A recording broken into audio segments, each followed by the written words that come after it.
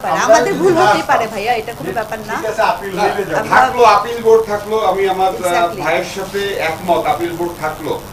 Madam, ওনার প্রতিনিধি হিসেবে আপনি উপস্থিত ছিলেন। ম্যাডাম, আপনি বলুন যে আমরা যে আপিল বোর্ডের যে সদস্য ছিলাম, আমরা কারোর উপরে কোনো কর্তৃত্ব করছি কিনা, কাউকে ফোর্স করেছি কিনা, কখনোই কিছু করেছি কিনা? আমি বলছি আপনি যেভাবে আমাকে প্রশ্ন করছেন, আমি এক কথায় তো উত্তর দিতে পারবো না। কারচুপি যদি কিছু হয়ে থাকে সেটা নিশ্চয়ই আমার সামনে হবে না, আমি এটা বিশ্বাস করি। আর আমার এত দিনের অভিজ্ঞতাতে আমি যেটা বুঝি, আমি সোজাটাই বুঝি, আমি সরল মানুষ, সরল জিনিসটাই বুঝি। কারচুপির নিশ্চয়ই কোনো অ্যাঙ্গেল আছে, নাহলে কারচুপি শব্দটা কেন আসছে? এই শব্দটাকে ব্যবহার করা হয় যারা এগুলোকে ইউজ টু, এই ধরনের ভোট চুরির ব্যাপারে ইউজ টু, অভ্যস্ত। আমি তো এক্সপার্টিস না, আমি জানিও না, বুঝিও না। আমাকে যেটা বলা হয়েছে এভাবে টিক চিহ্ন দেওয়া আর ওখানে টিক চিহ্নটা মেলানো, আমি এতটুকুই করেছি। ইভেন আমি কাউন্টিংটাও করিনি, আপনারা দেখছেন সেটা, বিকজ আমি কাউন্টিং করাটাকে আমি অভদ্রতা মনে করছি। আর আমারটাও আমি কিন্তু করিনি, কাউন্ট করিনি। তো কাউন্ট করাটা কিন্তু আমার দায়িত্ব না, এটা আমি সবসময় আমি চিন্তা করেছি যে তাদের দায়িত্ব। তারা 25টা সিটের মধ্যে আলাদা আলাদাভাবে আমাকে সাইন দিয়ে নিয়েছে। এখন কার ভোট কত হয়েছে, কত যোগ হওয়ার পর কত হবে, এটা ইলেকশন কমিশনের দায়িত্ব, এটা আমাদের দায়িত্ব না। এই দায়ভার আমাদেরকে দেবেন না প্লিজ।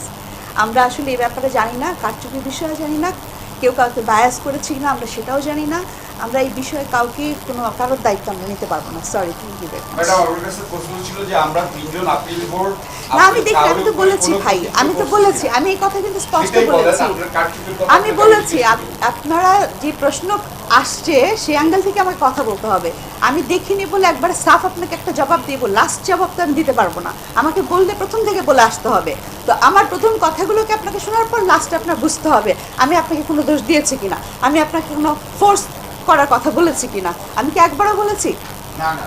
তো আমি একবারও আপিল বোর্ড বা ইলেকশন কমিশন কেউ কাউকে বায়াস করছে, আমাকে জোর করছে, আমি এগুলো কিচ্ছু বলিনি ভাইয়া, সরি। আপিল বোর্ড তো থাকে, নির্বাচন বোর্ড ভুল করলে এটা শুধরানোর জায়গায় কিন্তু আপিল বোর্ড। হ্যাঁ, তো তোমার আবেদনের পরিপ্রেক্ষিতে তোমার 9 ভোট বাড়ছে, তারপরে তোমার স্যাটিসফ্যাকশনের জন্য এটা আমরা দেখছি আলাদা ইয়েটা। এখন তুমি যদি নিজের স্যাটিসফ্যাকশনের জন্য আমরা শুধু প্রেসিডেন্ট ভোটটা তোমার সামনে আমরা আবার গণনা করে তোমাকে দেখাই, রেজাল্টটা দিয়ে দিবেন কি হয়েছে। এটা অসঙ্গতি ছিল, আমি বলি অসঙ্গতি ছিল, সেই অসঙ্গতির কারণে আমি অ্যাপ্লাই করেছি। আপনারা যেটা আপনারা করে রেজাল্টটা দিয়েছেন ওইটা আমাকে দিয়ে দেবেন, আমি চলে যাবো। নির্বাচন কমিশনারের উপরে আমি সম্মান পোষণ করছি, আপিল বোর্ডের আপনাদের উপরে, কারণ আপনারাই হচ্ছেন আমাদের চলচ্চিত্রের মুরব্বী।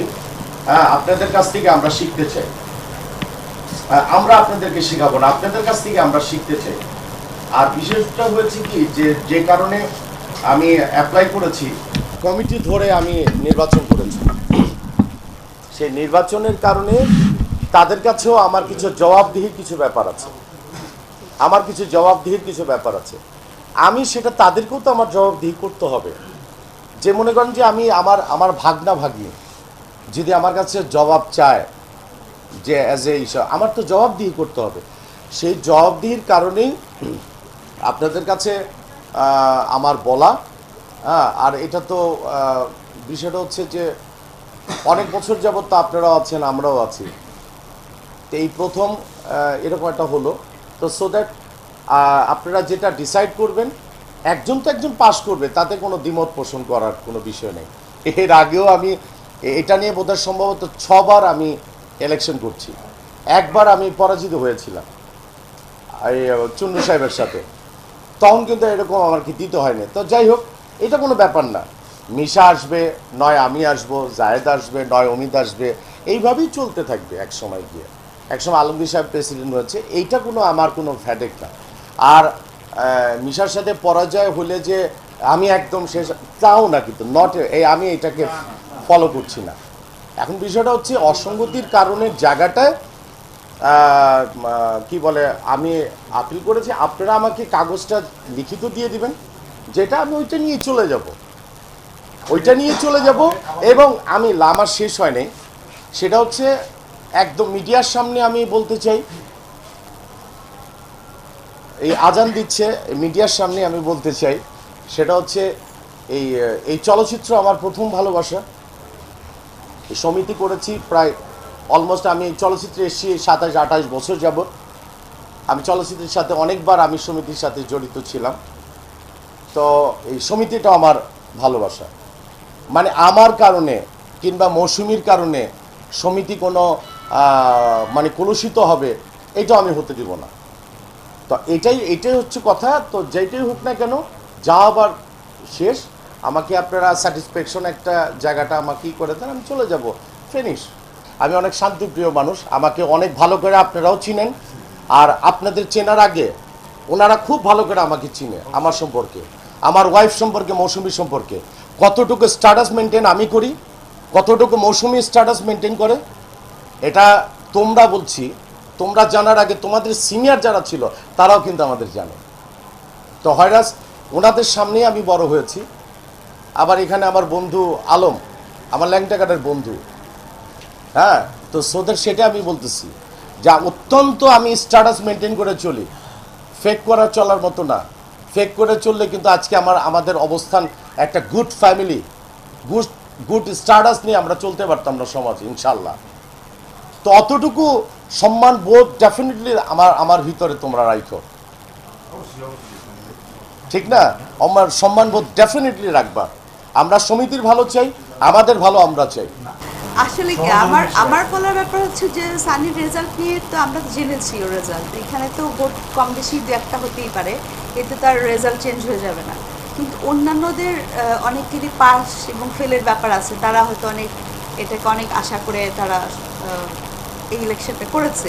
তো সেই ভুলের জন্য তাদের কোনো সমস্যা হতেও পারে। ইভেন আমার নাম্বার নিয়েও কিন্তু আমি শঙ্কিত না বা জানতে চাইনি। আমাদের আসলে দুজনেরই এই ব্যাপারে নিয়ে নেই, কারণ যেই সমিতি আসুক আমাদেরকে সমিতির সাথেই কাজ করতে হয়।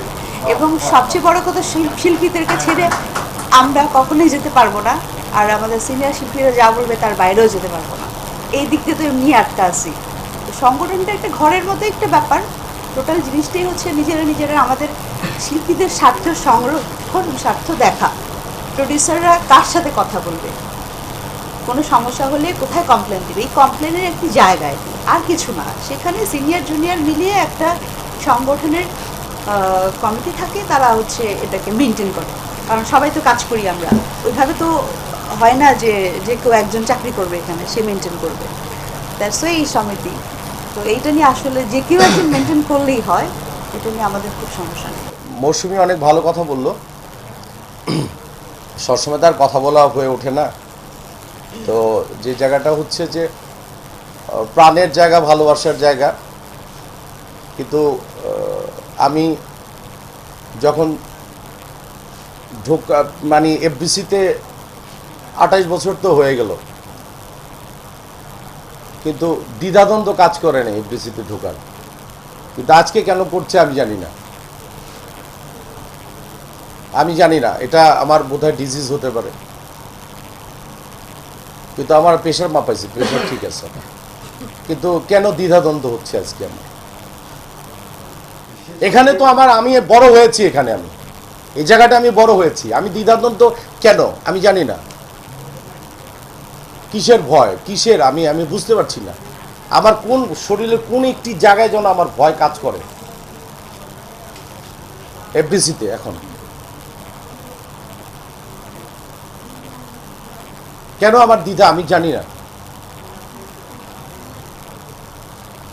আর ডাক্তার দেখাতে হবে আমাকে।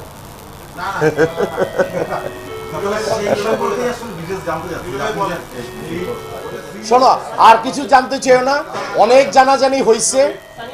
আমি বলি মানুষ অনেক কিছু জেনেছে, ইন্ডাস্ট্রির মানুষও জানে, ওনারাও জানে। আর সর্বপ্রথম আর সর্বশেষ বিচারক হচ্ছেন সারা জাহানের মালিক আল্লাহ পাক।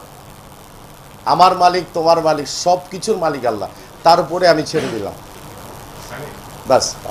গণনায় দেখা যায় বর্তমানে বৈধ ভোট 465টি, তদ্রূপ কার্যনির্বাহী সদস্য পদে প্রাপ্ত ভোট 558টি, বাতিল ভোট 47টি, বৈধ ভোট 511টি বলে প্রাথমিক ফলাফলে প্রকাশ করা হয়। পরবর্তীতে পুনঃ ভোট গণনায় একটি বাতিল ব্যালট ও 2টি ডামি ব্যালট পাওয়া যায়।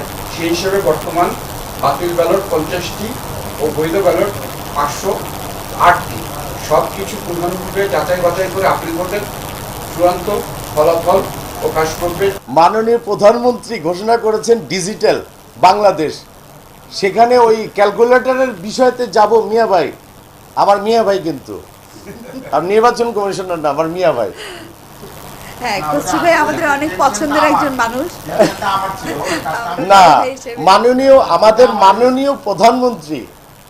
মাননীয় প্রধানমন্ত্রী ঘোষণা করেছেন ডিজিটাল বাংলাদেশ, আমাদের একদম বাপ মানে আরো একটা তবে অ্যানালগ ইন্ডিয়ান ছিল। সিস্টেমে আমি আপনার সাথে একমত।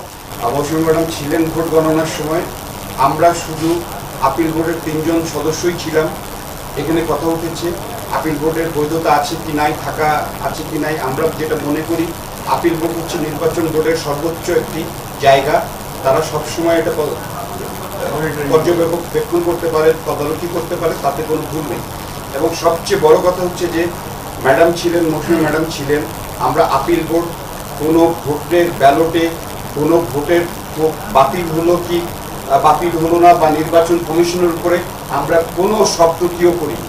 আমি বারবারই বলছি, আমার এই 27 থেকে 28 বছরের জীবনে আমি 6টা নির্বাচনের সময় আমি সারা রাত এরকম 6 টাইমেই কিন্তু ছিলাম। তখন কিন্তু আমি কোনো দেখিনি আপিল বোর্ডের কাউকে। তখন এই প্রথম এইবার দেখলাম। তাহলে তো আমি ছোটবেলায় কি শিখলাম? তাই আমার ভিতরে একটা আসতে পারে না যে আমি তাহলে এত বছর কি দেখলাম, এইবার কি হলো, নতুন কিছু চেঞ্জ হলো কিনা আমার জানার আমি ইচ্ছাটাই প্রকাশ হয়েছে যে এত বছর আছে, আমি এত বছর এটা দেখিনি, এই প্রথম এটা দেখলাম। কেন দেখলাম এটা তো জানতেই চাইবো। আমার যারা সিনিয়র যারা আছেন, বিশেষ করে আলমগীর সাহেব আছেন, রাজা আঙ্কেল আছেন, ফারুক ভাই আছেন, পারভেজ সাহেব আছেন, তারপর উজ্জ্বল সাহেব আছেন, কাঞ্চন ভাই আছেন, তারপরে ববিতা আপা আছে, শাবানা আপা তো বাইরেই থাকে, কবরী আপা আছে, স্বপ্নমা আপা আছে, আর মিস হচ্ছে কিনা আমি সরি। ওনাদের সব কিছু রেখে মানে ওনাদের কাছ থেকে তো আমরা শিখেছি, ওনাদের কাছ থেকে শিখে মরে যেতে চাই। তো বিষয়টা হচ্ছে যে ওনার মুরব্বীরানরা আছে, ওনাদের সাথে শ্রদ্ধার সাথে আমি এটুকু বলবো যে মিডিয়ার কাছে যে গত দু বছর এটা যদিও বলার অপেক্ষা আমি প্রস্তুত ছিলাম না, গত 2 বছর অ্যাজ এ ভাইস প্রেসিডেন্ট হিসাবে আমার যে ভূমিকাটুকু আমি রেখেছি আমার এই সমিতির উপরে, এই উন্নয়নের বিষয় সব কিছু এগুলি এখন আর কোনো লাভ নেই, বলে কোনো লাভ নেই। তো তারা মুরব্বিয়ানরা আছেন, ওনারা যেটা ভালো মনে করবেন, যেটা ভালো বিচার করবেন, হ্যাঁ সেটাই আমরা তাদের কাছে পোলাপান আমরা মেনে নেব। আমিও একমত সানির সাথে। আমাদের সিনিয়র শিক্ষিরা আছেন, আমাদের মুরব্বী, তারা গার্জিয়ান, তারা এই সমিতির ভালোর জন্য যে ডিসিশন নেবেন সেটাই তারা করবেন। আমাদের এখানে কোনো আজকের এই রেজাল্টের পর আমাদের কোনো দায়িত্ব নেই, কারণ আমাদের দায়িত্ব ছিল রেজাল্ট গুছিয়ে দেওয়া, আমরা জাস্ট রেজাল্ট রিসিভ করে দেওয়া। বাস। এরপরে আমাদের এই ব্যাপারে আমি একটু রিলিফ থাকতে চাই, এ ব্যাপারে মৌসুমিও না, একটু রেস্ট করবো, বাস। 5-6 মাস অনেক ভাত খাওয়া দাওয়া হয়েছে, এখন শরীর চর্চার উপর জোর দিই। আমাদের কাজটাই হচ্ছে অভিনয় করা, আর মানে প্রোডাকশানে কি করলো, তারপর আর্টিস্টরা কি করলো, অ্যাসিস্ট্যান্টরা কি করলো, প্রডিউসাররা কি করলো, এগুলি ভালো বোঝেন ডাইরেক্টর সাহেবরা, ক্যাপ্টেন আমাদের। তারপরে মানে ক্যাপ্টেনের বড় দায়িত্ব যারা আছেন প্রডিউসার, একটা প্রডিউসার দিয়েই কিন্তু 40টা ফ্যামিলি বাঁচবে। একটা প্রডিউসার বেঁচে থাকলে একটা ডাইরেক্টর বাঁচবে, একটা ডাইরেক্টর বেঁচে থাকলে আমরা আর্টিস্টরা বাঁচবো। Thank you very much.